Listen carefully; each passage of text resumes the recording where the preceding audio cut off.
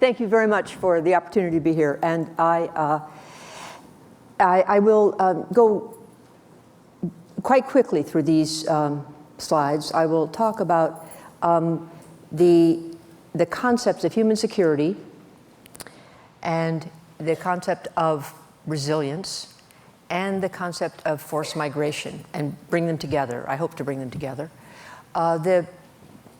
The fundamental point that I'm going to be making actually is to some extent related to what has preceded this talk this afternoon, because I am looking at complex systems, which are societies and cultures. I also have a very strong interest in how individuals manage in the midst of really profound disruptions of these complex systems. So this is in that general reign. The term human security has a long history. I won't go into it. It's just a robust one in terms of policy and philosophy in human development, political science, and arms control. The notion of human security that I'd like to bring here is one that I developed with some colleagues based on a lot of other people's work.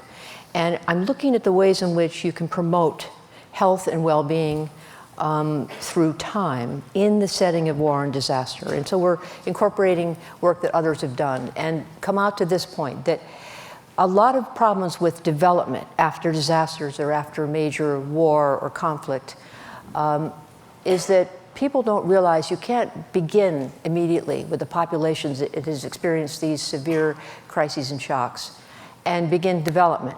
I mean, development requires energy, problem solving, anticipatory thinking, a certain hope, a certain interaction capacity. If you think about development in many ways at the grassroots level, anticipating an entrepreneurial spirit, or at least igniting an entrepreneurial spirit, then I think the point that I'm making is you cannot ask people to be in that mode unless they have some minimal inputs.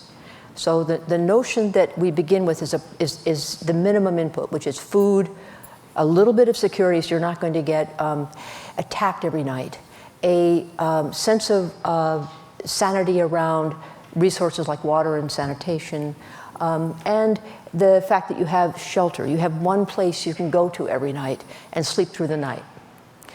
Once that has been provided, which I would submit in many refugee settings, in many settings of internally displaced people after major crisis and major disaster, those minimum have not been adequately brought to bear, introduced, stabilized. That's the setting now in many parts of the world.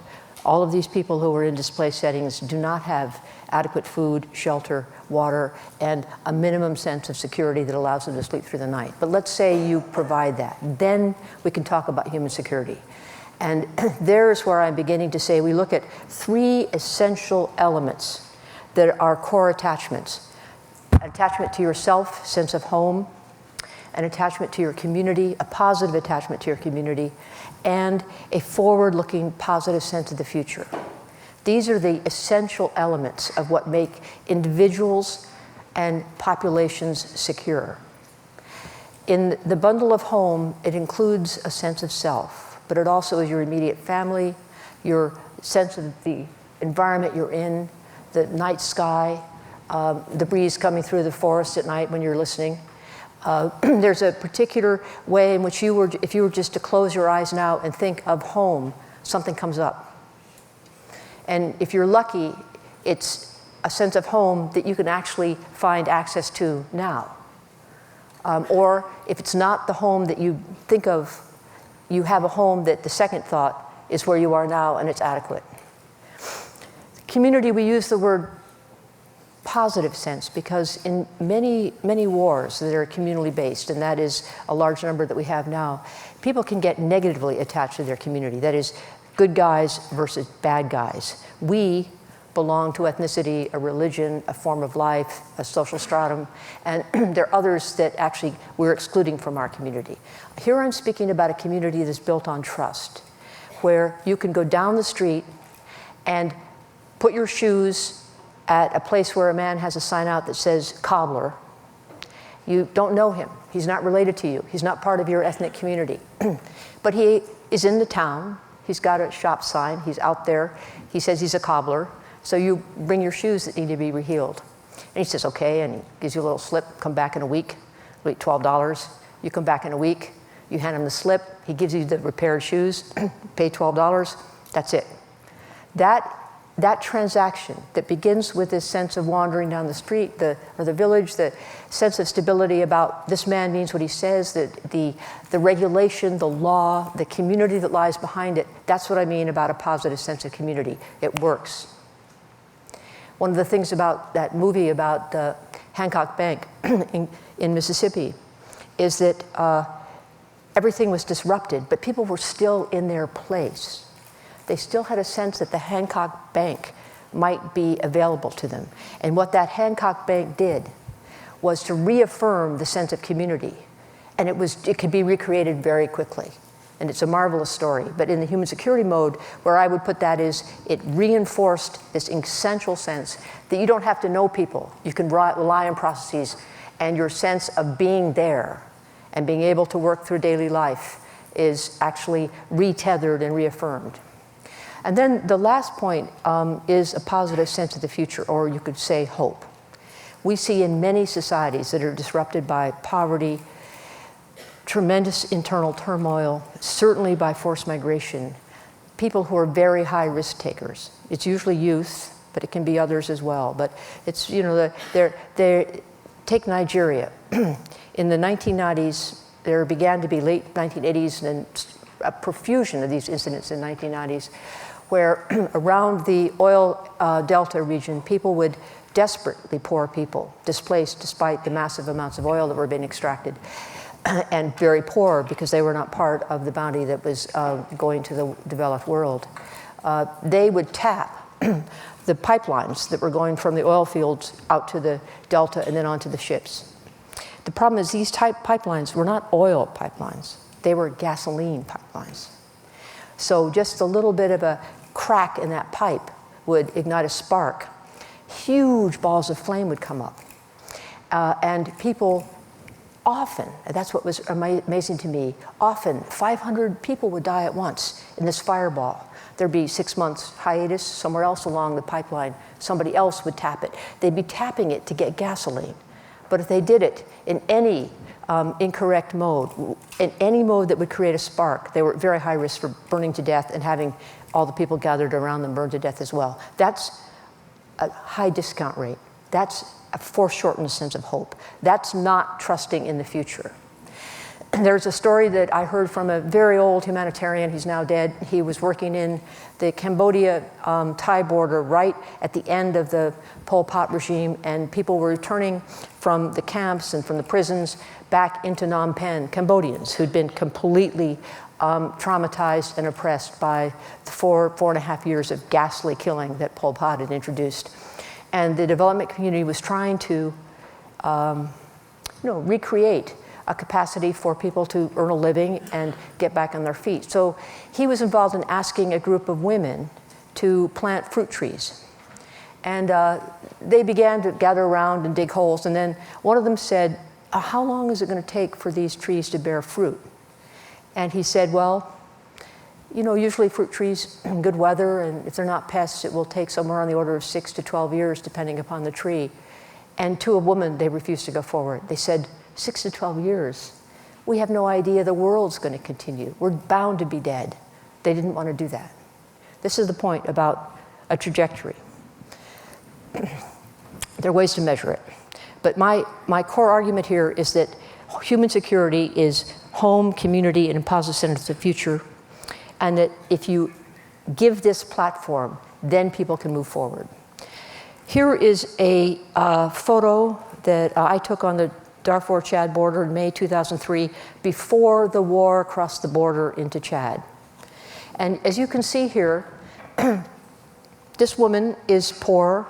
Her donkeys are a little bit water-stressed and thin. She's got thatch fences that are good, a beautiful round tukul, the house that's behind her with the spiral roof. She's carrying food. She's not emaciated. She's friendly. We're asking directions. This is a woman who, even on the level of pretty serious poverty, as we would characterize it, she's got many inputs for human security. But it fundamentally relies on a moderately inflexible interaction with the land and marked community ties. This human security depends on the linkage of people behind those village walls. Forced migration is the way in which people are forced to move involuntarily in the setting of war and disaster. And what I'm submitting here is that the forced migration phenomenon, which has hundreds of thousands of people forcibly moved, often miles, tens to hundreds to thousands of miles from where their home is, forced migration is a fundamental assault on human security. And it creates enormous misery. And it is a major factor in state and regional instability throughout the world. And it is something that we don't recognize, that forced migration is a major threat to human society. The wars that we are now seeing, leave aside Iraq and Afghanistan, which if you can for a moment, the wars that we in the humanitarian and human rights world are also tracking are generally speaking intrastate, communally based, very much characterized by assaults on certain kinds of people for certain kinds of reasons, and then they are forced to leave. This relates to marked human rights abuses and terrible loss for the people that are driven out. If we look at the latest data on refugees and internally displaced, refugees are those who cross a national border. IDPs are those who are forced to move to some other part of their own country to try to evade attack and find minimal safety. The numbers are going up a bit.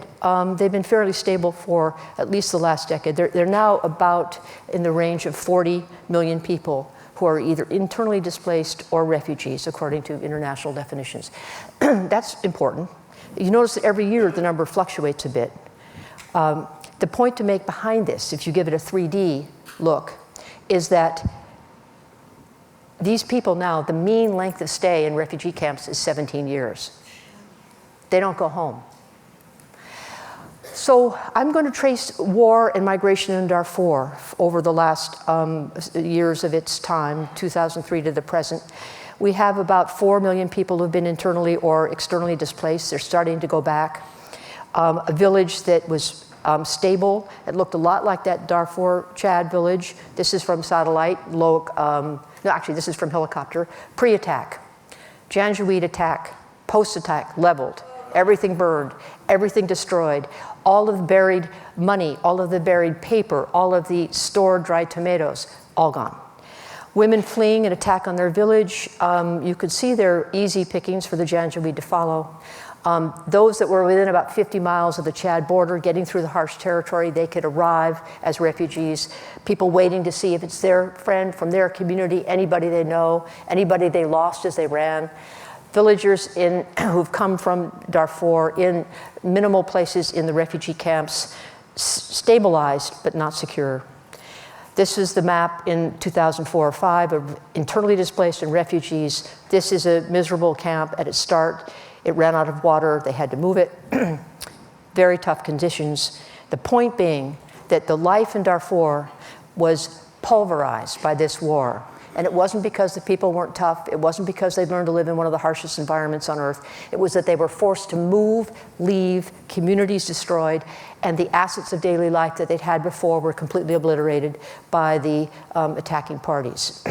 They could not return. Many are starting to return, but the culture and society that they had has been lost.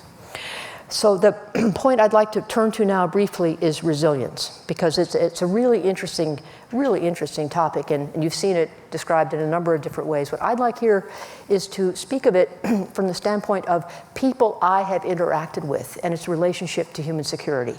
So if we start with a definition that really works for both materials and systems and individuals, it's the capacity to bounce back to your previous state of emotional, psychological, working equilibrium. So for individuals, it's the capacity to return to your sense of self and your relationship to your future. You can do this without your community and without being home, but it's harder. Human security is a major underpinner of return to resilience. Resilience is something that can be taught, it can be lost, it can be recaptured, it can be re-nurtured. Resilience is distinct from survivor skills and from coping strategies. We might want to talk about that later, but it is distinct. And you have in someone who is resilient a sense of self-worth, a sense of your own biography, a story you want to tell about where you're going. You are conscious, reflexive, and reflective. You have a sense of humor. If you didn't have it, in order to manage, you develop even an appreciative sense of humor. But many, many people who are resilient, who you see and you get they're resilient, you can't understand why their laughter comes so quickly, but it does. There is this sense that you are in a place where if you haven't been before, you've been somewhere tough before. You have failed at taking risks and you've come back. So this is your biography. You've done this before, you can do it again, and you have a sense of where you need to be. You also trust others. Resilient people are not mistrustful. They may be intuitively wise about who to trust, but they will go out on a limb. They will attach. They will make commitments. And that is part of why they can go forward in life, even if they don't have their home and community members with them. And their sense of this life is related to creating meaning. It's not creating wealth. It's not ambition. It's not that I am going to be somebody big. There's something meaningful about why I'm here and what I'm going to be doing. You feel that in resilient people. You see this if you study generational changes among immigrants. You see it in the stories and the studies of people who rise from slavery. You see it in people that are in refugee camps and IDP camps. You see this in times of war, disaster, and catastrophe. And I just want to submit here that not all survivors are resilient. There are survivors who are beaten down and haunted. And many of the resilient people may not be in the survivor pool because part of their notion of meaning is to save and protect, and they may have died. This is why, if you think about this demographically and the cohorts, we're missing some of our best people because of war and disaster and catastrophe. These are landmine victims that I was talking to. I met them first sitting down. This is in Angola about 7 years ago. When they stood to take pictures and walked out, I realized all of them. These are military guys. They had a landmine victims association for the landmine victims. They all had 1 or 2 leg prostheses. I hadn't realized it. These are people who have a sense of meaning, trying to move through a heavily rising, fast-moving water rushing through areas that had never been riverways. This was where the water was rising at a foot an hour, and it was going about 15 to 20 miles per hour. What do they have? They're saving their animals. People had meaning here. Maybe they didn't make it. This is what is resilient. They're trying. And this young man that I found in Kabul, who had fled from Peshawar, he'd been a refugee with his family. They were coming back now this is 2002, so people were returning. It was the early stages of the war. I needed a translator. He'd learned a little English in Peshawar and Pakistan border, and he came with me. He hadn't interacted with women like me. It was freezing cold. He didn't have very much in the way of clothing. He spoke Farsi, but because he'd spent time in Peshawar and Pakistan, he also spoke some Urdu, and he wound up being phenomenally helpful in all modes of my work in Afghanistan, including interviewing these Taliban prisoners. The hat, about 2 weeks into my getting to know him, that hat was one I brought from here because I knew it was going to be freezing. It was January. And he said, that's a nice hat. And he was freezing. And people didn't like me wearing the hat anyway. They thought I should have a scarf on. So I gave him that hat. And we were bonded for a very long time, for the whole time I was there. This is a guy who's going to make it.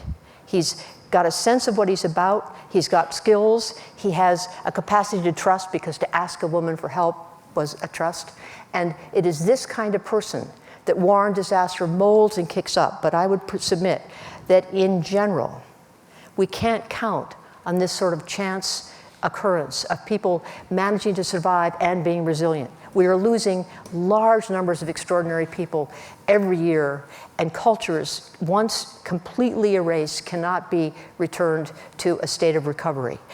So my question that I wake up with, not every day, but most of my working day, my question is, how do we get the rest of the world to recognize that a particular form of assault on human society is forced migration? And how do we intervene in an advanced mode to prevent this catapult of people into an extremity and what for many of them turns out to be an abyss? Thank you.